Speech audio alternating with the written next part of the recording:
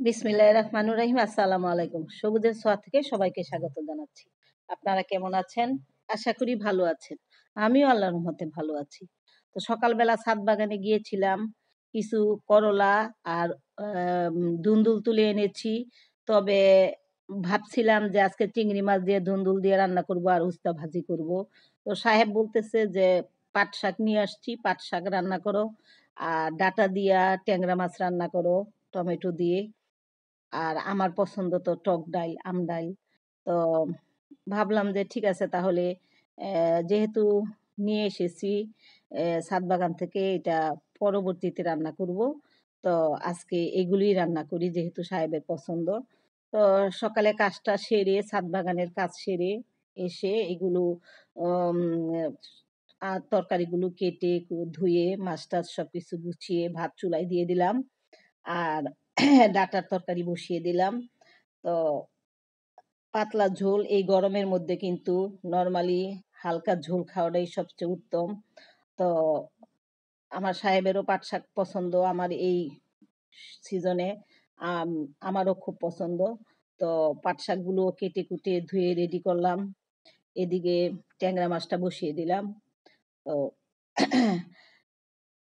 আমরা মানুষ, নারী, আমরা কিন্তু সবই করি।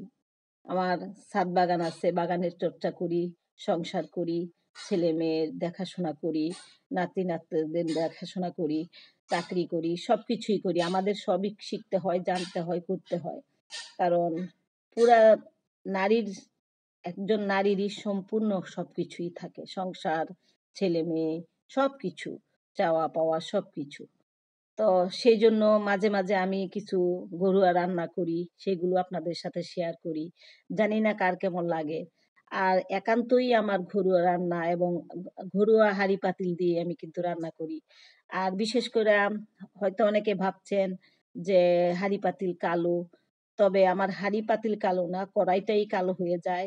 এটা হাজার পরিষ্কার করলেও কিন্তু ওই কালো দাগটা উঠে না। তবে জিনিসগুলো পরিষ্কার পরিচ্ছন্নভাবে আমরা করি। তো যাই হোক, আমি নরমালি আমার সংসারের যাবতীয় যেসব গুলো দিয়ে রান্না বান্না করে খাই, সেগুলি আপনাদের সাথে তুলে ধরেছি আমি। এটাতে আমার কোনো আলাদা কোনো কৃত্রিমতা নাই। নরমালি আমি আমার ভাবে যেভাবে আমি সংসারে রান্না বান্না করি, যেসব হাঁড়ি পাতিল দিয়ে রান্না করি, নরমালি সেইগুলো দিয়েই করি। তো এখন আমি পাট শাক বসাবো, সেই জন্য অনেকগুলো রসুন, পেঁয়াজ আর সাথে যদি শুকনা মরিচ দেওয়া হয় তাহলে কিন্তু খুবই মজার হয়। তো পাট শাক বসাবো, এদিকে ভাতটাও হয়ে যাচ্ছে। তো এই যে পাট শাকটা ধুয়ে টুয়ে রেডি করলাম, এখন পাট শাকগুলো দিয়ে দিব। রান্না বান্না কিন্তু এটা আমাদের মহিলাদের কিন্তু খুব পছন্দের এবং বাধ্যতামূলক। এটা আমাদের করতেই হবে। এটা ছাড়া আর কিছু আমাদের করার থাকে না, যেহেতু সংসার আমাদের, সবকিছুই আমাদের।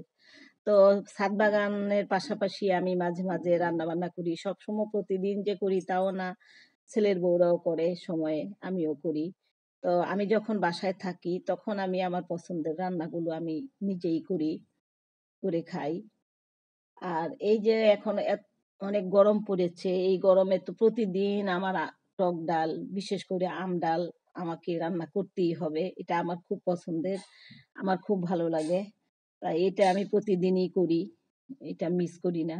শত তরকারি থাকলেও আমার এই রান্নাটা থাকবেই, ডাল, আম দিয়ে ডাল, এটা আমার থাকবেই। তো এদিকে ভাত হয়ে গেছে, ভাতটা নামিয়ে ফেলবো। আর পাট শাকটাও প্রায় হয়ে গেছে।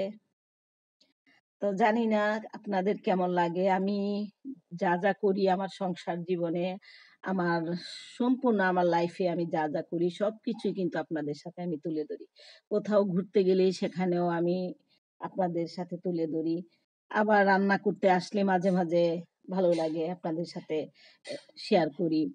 ছাদ বাগানে যাই, ছাদের পরিচর্যা করি, গাছপালার পরিচর্যা করি, এগুলো আপনাদের সাথে তুলে ধরি।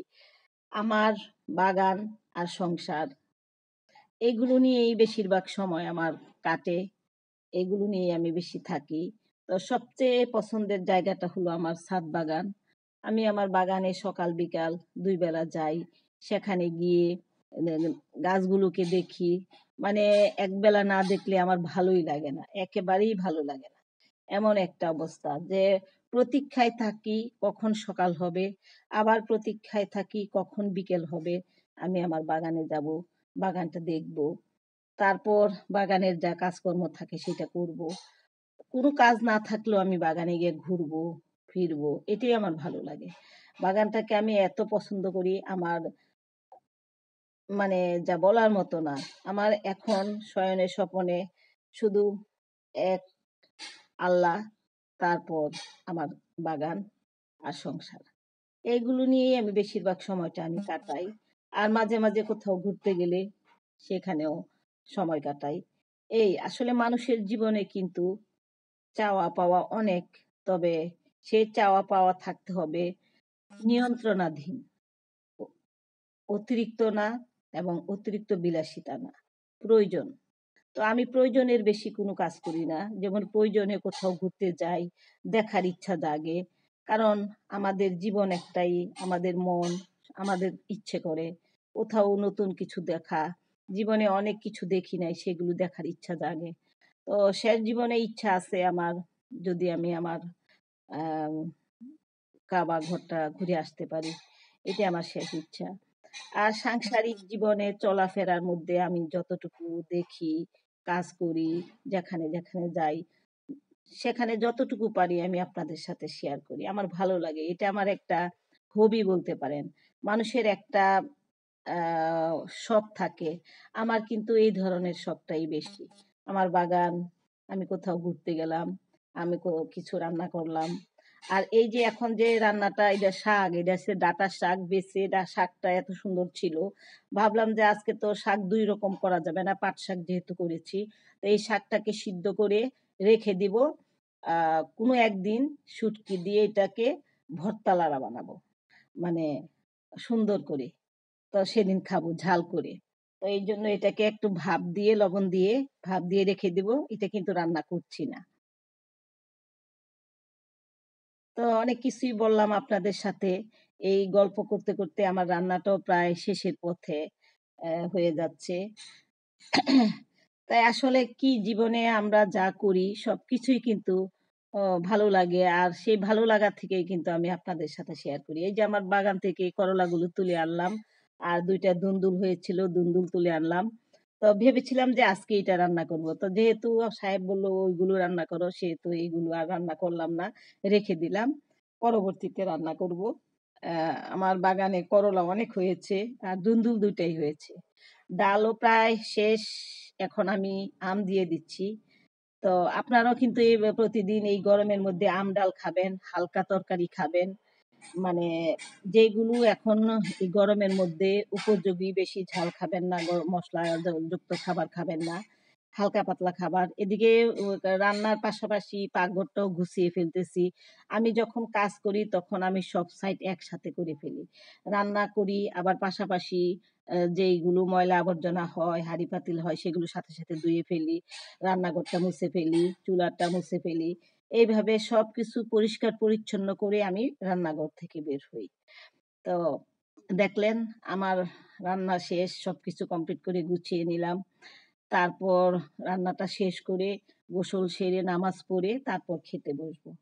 তো এর ভিতরে কিন্তু আমি টেবিলে খাবারটা নিয়ে এসেছি। গোসলও হয়ে গেছে আমার, নামাজও হয়ে গেছে। এখন খেতে বসবো।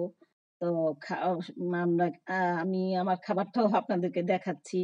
আজকে খুব মজার রান্না করেছি, হালকা রান্না। এটাই আমার সবচেয়ে ফেভারাইট রান্না এবং প্রিয় খাবার।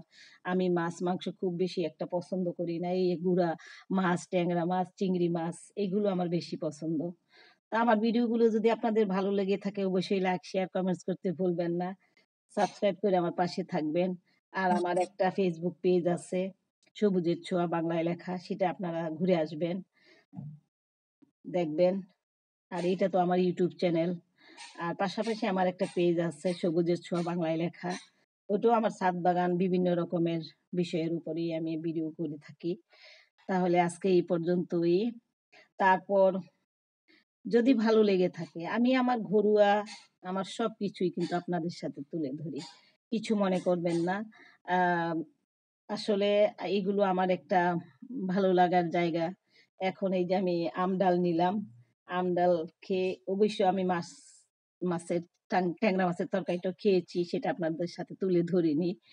তো লাস্টে আমি আম ডাল খেয়ে আমার খাবারটা শেষ করলাম। আজকে এই পর্যন্তই। ভালো থাকবেন, সুস্থ থাকবেন। সবুজের ছোঁয়ার পাশে থাকবেন। আল্লাহ হাফেজ।